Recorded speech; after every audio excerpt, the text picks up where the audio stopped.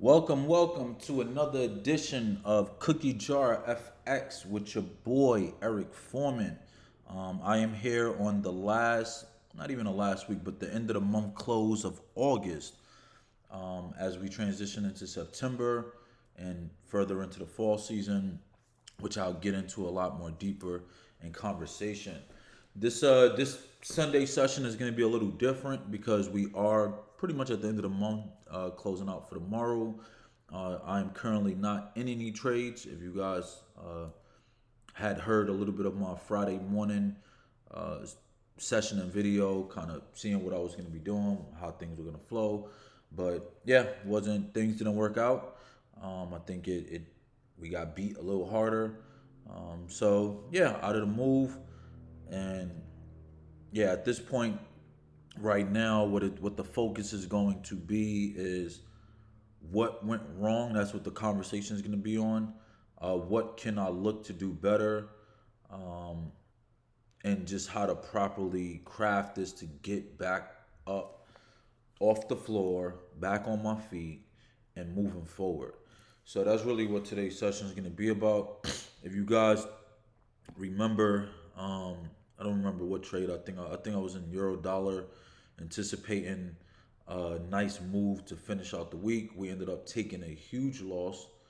Um, that was Thursday, and then Friday I tried to retrace and retrack, and it just didn't well. It didn't pan out well. So right now we're roughly at about 359, 360. Let's just sum it up. 360 on the balance, which calls for about a 64% loss for the month of August, which is huge. And there's some issues with that, right? So for any investment firm, company, whatever, you look at a 64% loss for the year, that's a problem. It's like, what happened? Like, how can that be possible? Because even if it was a 64% gain, that would sound crazy, especially in a month's time. We're not even talking about a year. So let's kind of reflect a little bit, right? So early in the month, we had deposited 1,000, took a hit early on, took more of a hit, cashed out well on this euro dollar trade that ended up stacking up. And I think that was probably only really my biggest victory the whole month was that particular trade, which was going to get us back to where we were. Um, and then let me enlarge this for you guys. Um, we got a little bit more of a gain there. Getting these finance charges, started taking some more hits on euro dollar again. Took some more big hits on euro dollar again. Some more finance charges. Pound Dorsey took a hit on that. Well, took a 60-cent gain on that. That was the one from, I think, early this week on Monday. And then dollar CAD took a hit on that. Back in euro dollar, took another hit. Back in euro dollar, took some more hits. Back in euro dollar, took some more hits. Back in euro dollar, took some more hits. So from the first sight, what do you guys hear? What do you guys think, right? So immediately as I scroll through my account history, and this is probably over the years, I've never traded this minimal, which is new for me. Although I'm stacking positions, it's still a very concise amount of trades. Uh, Years ago, if you saw any of my trades in a month's time, it's probably at least 100 trades or more. Um, but that's when I had a lot more flexibility in like day trading and stuff like that. So immediately you think like, well, you got into your dollar quite a bit this month, and that's one point, right? So I did trade euro dollar a lot, and if you guys remember a lot of my analysis throughout the weeks and the month, there was so many other pairs available to trade, but for some reason, psychologically, just adaptability, I stuck with just trading euro dollar. And one important rule and factor is that we do not, as traders, allow ourselves to be married to a certain like currency pair. If you're trading equities, a certain stock, like be flexible. It's kind of that idea or that quote, don't put all your eggs in one basket type thing. So for me to be putting my whole account on the pressures of trying to take this euro dollar short, it just didn't pan out. Um, and it failed me miserably the whole freaking month. So that's one huge factor. Just consistently trading. Obviously, you guys see that I got into pound dollar, I got into pound Aussie, dollar CAD. Those are the only three of the trades I got into, but it was only one time. It wasn't as if I kept tapping into those currency pairs or anything. But for some reason, this whole month I was hooked on euro dollar, anticipating a short that came and went, didn't come, like dragged me out, stopped me out, pulled me out, marginalized my account, like all sorts of stuff. And it was just turmoil. So that's one huge factor. Like it was this constant behavior going into euro dollar. Big mistake. The second issue, if you just paying attention and you guys knew what my trading strategy was from the beginning of the month, right? So if we look back at um, the playbook, right? One of the biggest rules was that no trades are to exceed 10% of total equity in the account, unless granted a cookie monster trade allowing no more than a 30% position size. So you guys just see the craziness in this because like even the last trade that I had got into, um, I think I had point 10 point. It was like something crazy. The 28th here. I don't know. It's somewhere in the mix of this, but um, like if you look at all these positions, right? It's point 10, point 10, point 10, point 10, point 5, point 5. So if I'm saying that, okay, it's okay to use 10% of the account, which shouldn't even go over that. So I'm gonna have to change my playbook strategy just on that alone. Nothing over 10%, period.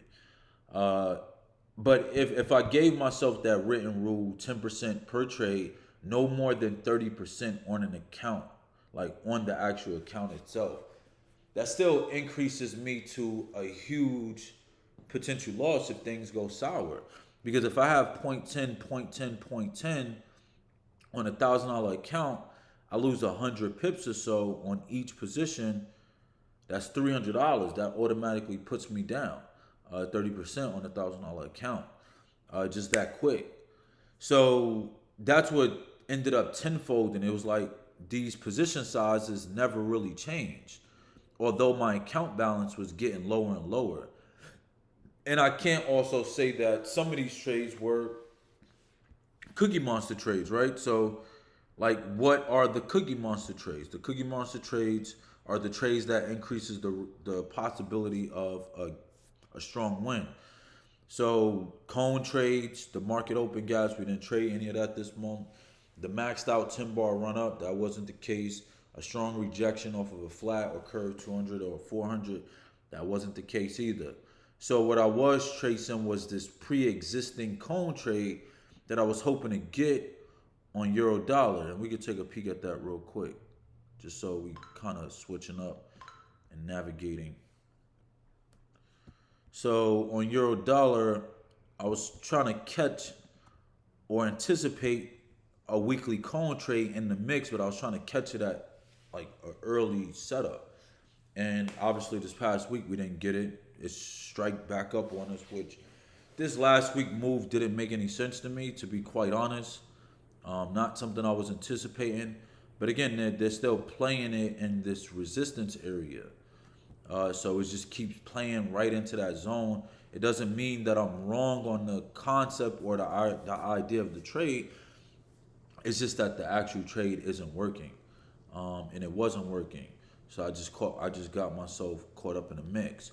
So none of those trades, or most of the trades from my euro dollar trade, was anything reflective for a Cookie Monster trade. So it was no valid reason for me to continue to trade point 10 and then to add positions to it, building out my risk um, on a high scale. So when I'm seeing big losses that's accumulating um, in high volumes, negative 20, negative 36, negative 70 right here, 69 just about, negative 28, negative 18, negative 97, negative 48. Like when you add 97, 48, that's damn near $150. So that's gone. 26, 85, that's damn near over 110. So you're looking at that, negative 36. So like when you start losing these chunks of 100, like it's but so much that's in $1,000 pot. So if I lose $100 each time I'm in a set of trades and I only have $1,000, that means I'm given only 10 opportunities to lose, which doesn't make any sense. So obviously, if I have a lower position size, it lowers my risk. And obviously, I also have a risk management plan, but I'm not following that plan. Where it's a certain amount that's allowed to be lost on a trade, but it's also a certain amount that I'm supposed to be in a trade size for. And I went against that rule too. So again, just nonsense. Like my account now is at 3 and some change, right? So 360. So in reality, I shouldn't be trading any more than 3 cents this month. Like, and that's the new rule. And I think it's not what I think I'm gonna be doing, but I'm not gonna be getting into any trades as of now.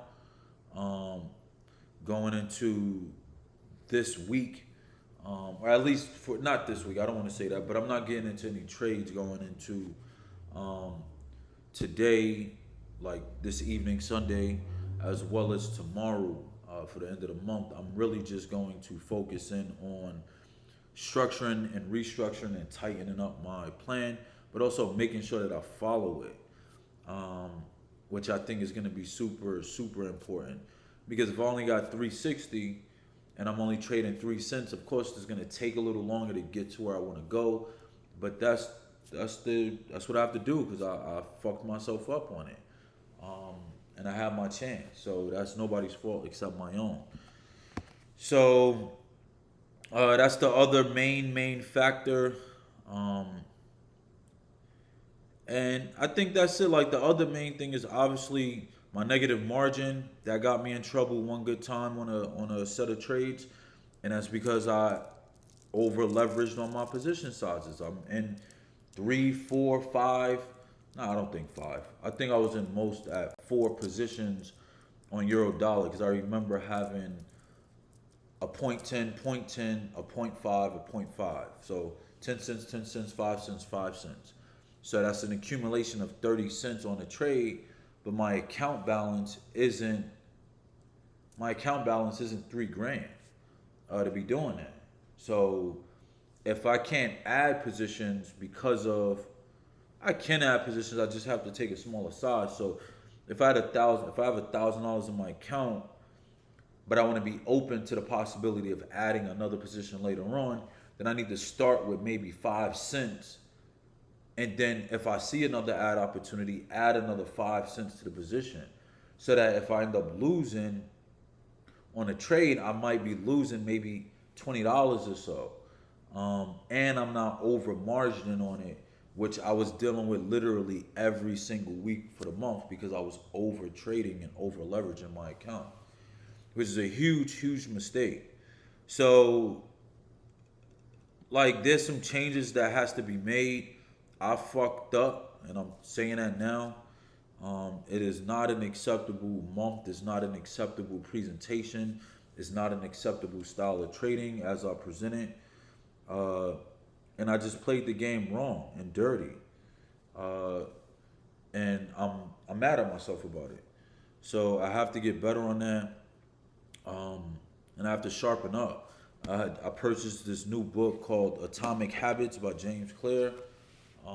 That talks about just setting yourself on certain disciplines and routines that allow for things to almost be automated.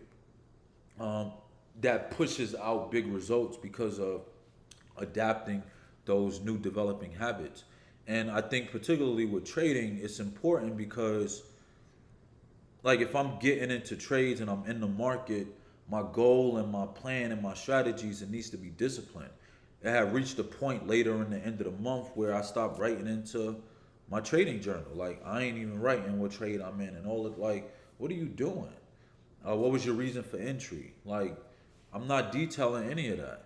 But when it comes to trading, it kind of needs to be automated, but at the same time, it also needs to be consistent. It needs to be manageable, and it needs to be smart.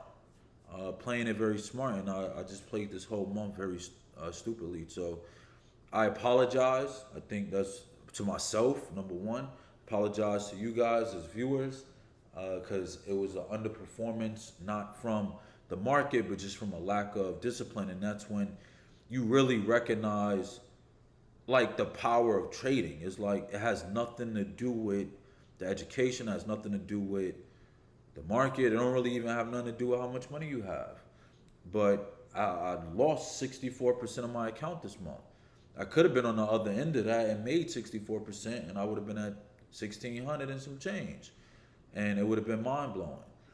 But I just didn't follow certain principles. I stuck with a certain currency. I stuck with an idea of a certain currency that it would be falling, um, and that fall never came. So instead of me just being open to the idea that my analysis needs to change or it needs to be dropped, or maybe trading, like changing my style, that was another thing. Like you don't, like if I'm swing trading, but I'm recognizing like, hey, this swing trading is not working right now because the market it sets off in a certain direction, and I'll be up, which every week I was up, but then I'm obviously not closing because I'm thinking that that profit is going to keep building on, and those also the reasons why I was adding positions. But then it switches up on me. So if it's not a market to be swing trading, then I need to change my style and go into day trading or intraday trading, which I have a strong experience in as well. So yeah, it's just adaptability, and I just failed to adapt. I failed to stay consistent. I failed to stay disciplined, and I failed on everything. Failed on risk management, risk units, just all of it. Just a horrible, horrible performance for the month of August. So that's that. I'm not giving any analysis because I'm not really reviewing the charts this week. I'm not gonna really even heavily trade. Um, I may look at the idea of doing some day trading, because I'm looking at a change in schedule anyways this week.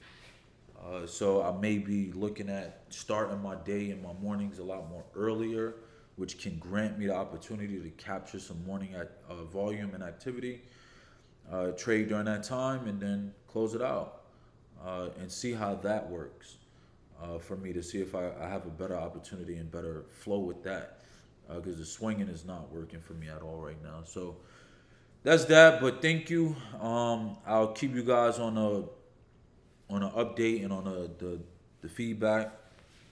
Obviously, come Wednesday, and we'll see where we go from that. But blowing an account is not an option for me. That is not gonna happen. I'm not letting that happen at all. But it is gonna be a slow and gradual build from this point. Restructuring my plan and strategy, um, and playbook, obviously, and just going into the markets level headed and playing it a lot more smarter because this is just unacceptable behavior. So that's that. Uh, be sure to click that subscribe button, that like button. Hopefully you liked it. It's just me being raw and truthful. Um, Obviously, you probably don't like the performance, and I can appreciate and understand that. So thumbs down, I definitely will understand, but definitely give that thumbs up for being raw and real. Um, Share it. Just obviously, one of the biggest things that people learn from is from failures. It's not always a success because the success doesn't show much. It just shows it makes it seem easier, make it look easy. But when someone is dealing with failure and they telling you, these are the challenges I had, these are the mistakes I made, these are the bad decisions that I acted on. You learn from those decisions and you learn from that act and you learn what not to do. So I think it's also important to share that too. So if you have any friends, family members, fellow traders that's trading and they're wondering why they can't tap in, share this with them. Like, maybe you're looking at it wrong. Maybe you're doing this wrong. Maybe you're over trading. Maybe you're over leveraging. Um, or maybe you went into too many trades at one time. Or maybe you married to a certain trade. So It can be a list of things, but at the at the end of the day, it is the psychology, and I will continue and forever keep tapping into that because that's what it is when it comes to this game. So yeah, share it. Um, Write some comments on what challenges you've had with trading. Um, any questions you may just have for me personally. But I appreciate you guys for still riding out. Thank you, thank you, thank you. And I look forward to connecting with you guys Wednesday and us just kind of going and building from there. All right, have a good one, y'all.